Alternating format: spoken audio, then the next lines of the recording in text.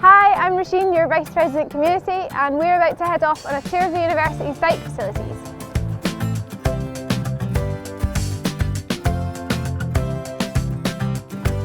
It's easy to find a bike rail to attach your bike to, but did you know the university has secure underground bike storage?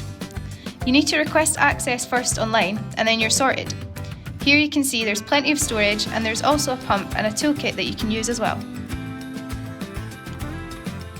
If you're looking for bike equipment, there is a selection for sale in the Potter shop. You can get helmets for cost price, as well as puncture repair kits and reflective jackets. They're all kept behind the counter, so just go in and ask.